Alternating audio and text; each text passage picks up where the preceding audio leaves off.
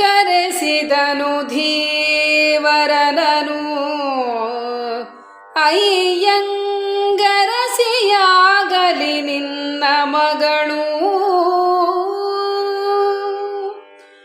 ಎನಲು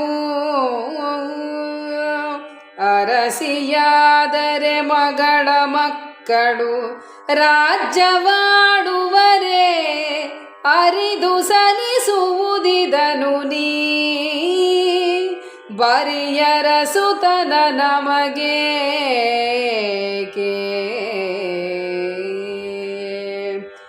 ಎನಲು ಧೀವರನ ಮಾತಿಂಗೆ ಈತನೆಂದನು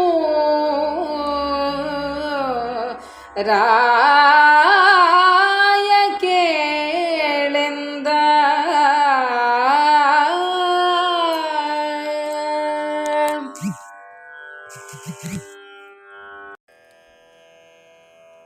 ಇದು 27ನೇ ಪದ್ಯ. ಬೆಸ್ತರಾಜನನ್ನು ಕರೆಸಿಸ್ತಾನೆ ಭೀಷ್ಮ. ನಿನ್ನ ಮಗಳು ನನ್ನ ತಂದೆಗೆ ರಾಣಿಯಾಗಲಿ ಅಂತ ಹೇಳ್ತಾನೆ.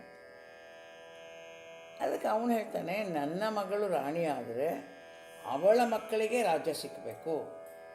ಈ ವಿಚಾರವನ್ನು ನೀವು ಒಪ್ಕೊಳ್ಳೋದಾದರೆ ನನ್ನ ಮಗಳನ್ನು ಕೊಟ್ಟು ಮದುವೆ ಮಾಡ್ತೀನಿ.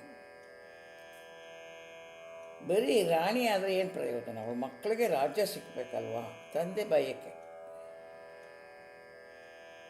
ಹಾಗೆ ಹೇಳಿದಾಗ ಭೀಷ್ಮರು ಮಾತು ಹೇಳ್ತಾರೆ, ಧೀವರನ ಮಾತಿಂಗೆ ಈತನೆಂದನು ರಾಯ ಕೇಳೆಂದ. ಇದು ವೈಶಂಪಾಯನರು ಜನಮೇಜಯರಾಜನಿಗೆ ಹೇಳ್ತಾ ಹೋಗ್ತಾರೆ. ಮುಂದಿನ 28ನೇ ಪದ್ಯದಲ್ಲಿ ಅದು ಏನು ಹೇಳಿದ್ರು ಅನ್ನೋದನ್ನು ನಾವು